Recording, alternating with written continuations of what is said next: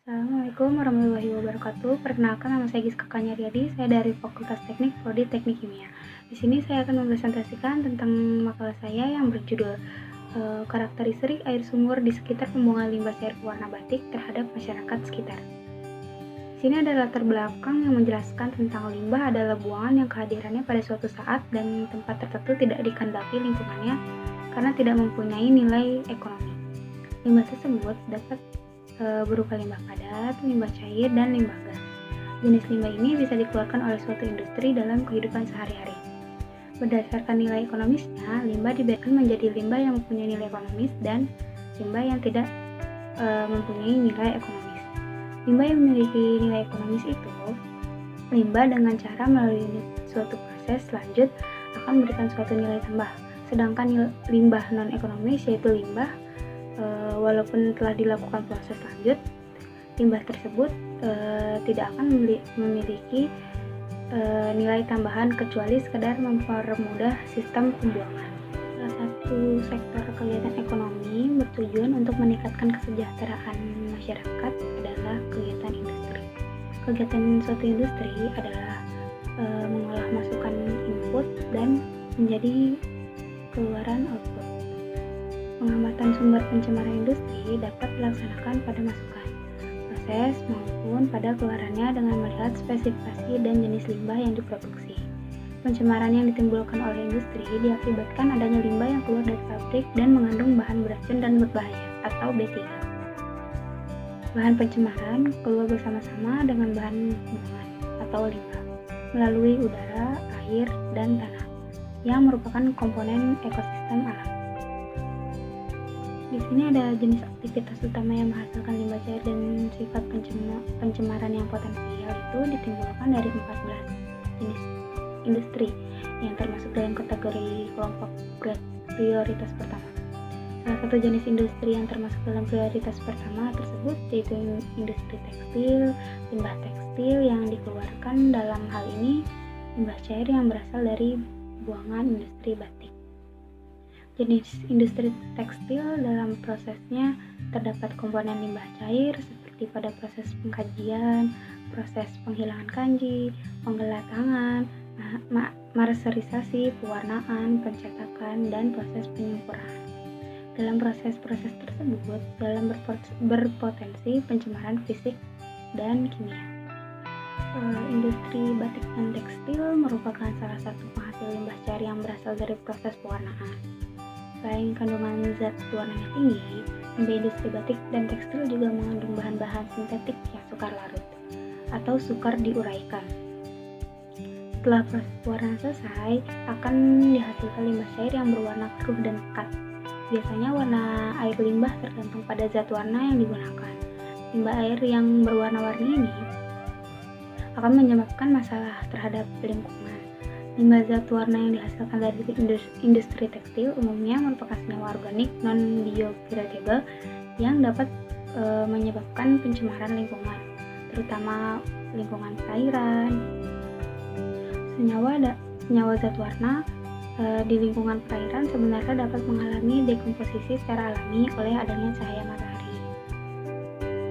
Namun reaksi ini berlangsung relatif lambat karena intensitas cahaya UV yang sampai ke permukaan bumi relatif rendah sehingga akumulasi zat warna ke dasar perairan atau tanah lebih cepat daripada fotodegradasinya. Oleh karena itu, apabila limbah cair batik dialirkan ke lingkungan tanpa adanya pengolahan terlebih dahulu, akan menurunkan kualitas lingkungan dan merusak kehidupan yang ada di lingkungan tersebut. Penurunan mutu air dapat terlihat dengan adanya perubahan warna, bau, dan rasa, serta kandungan-kandungan logam berat dalam air tersebut. Hal tersebut akan mengakibatkan adanya gangguan keseimbangan pada sumber mutu air.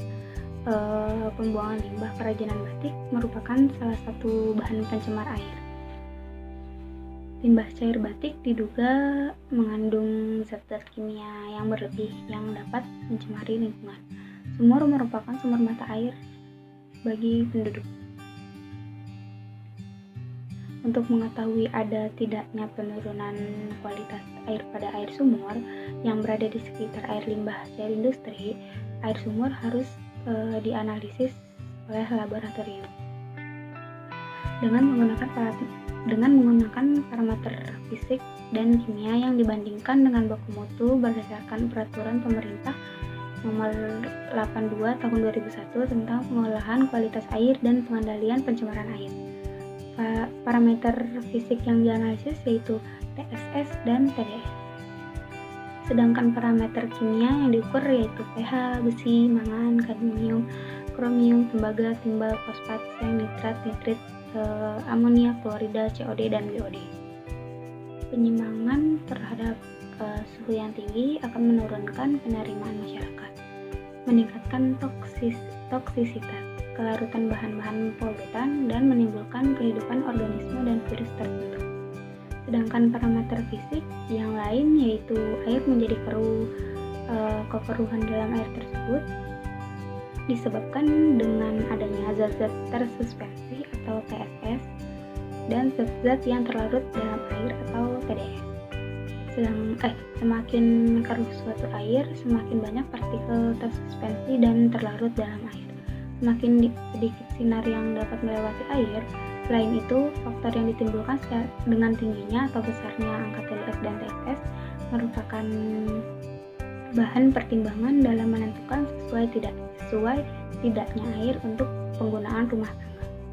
Pengaruh yang menyangkut aspek kesehatan yaitu dapat memberi rasa yang tidak enak pada lidah dan rasa mual. Sedangkan parameter kimia seperti besi, mangan, seng, tembaga, klorida, dan amonia yang melebihi ambang batas baku mutu yang ditentukan, maka dapat menimbulkan bau dan rasa yang tidak diinginkan pada air sumur. Terdapat suhu intensitas bau, rasa, dan kekeruhan yang melebihi standar yang ditetapkan dapat menimbulkan kekhawatiran terkandungnya bahan-bahan kimia yang dapat mengakibatkan efek toksisitas terhadap manusia. Efek-efek toksik yang dapat mempengaruhi kesehatan manusia disebabkan adanya kandungan logam berat dalam air.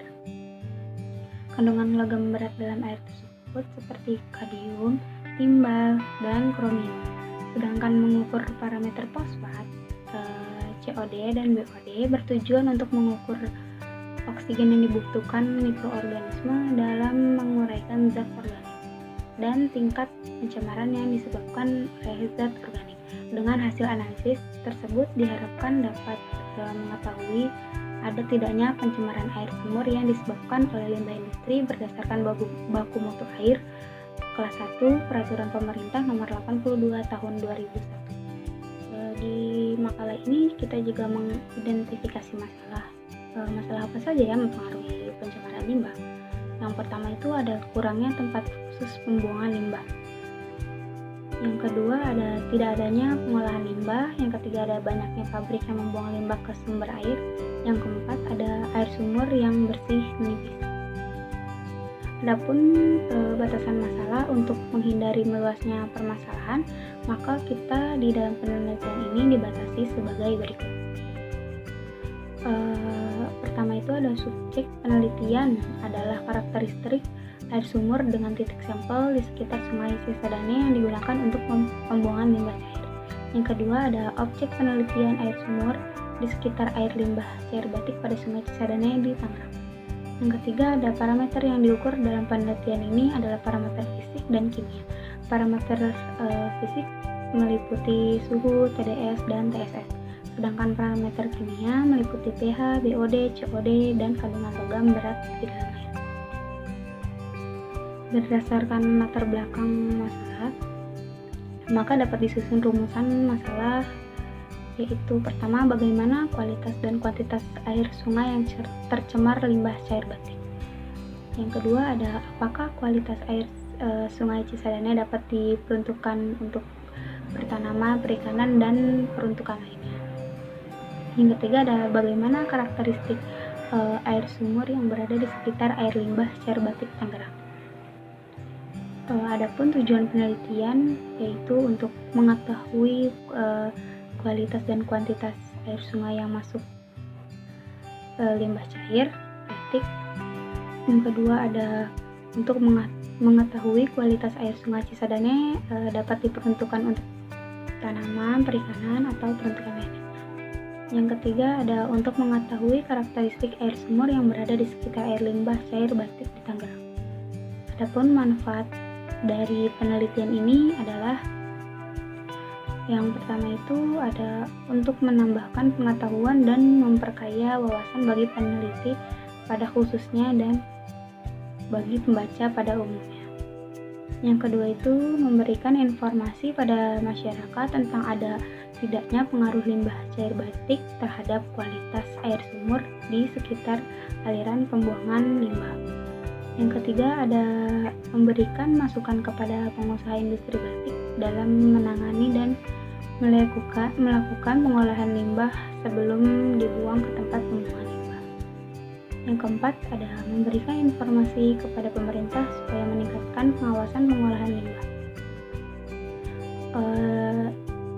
Sekian dari saya, kurang lebihnya mohon maaf. Wassalamualaikum warahmatullahi wabarakatuh.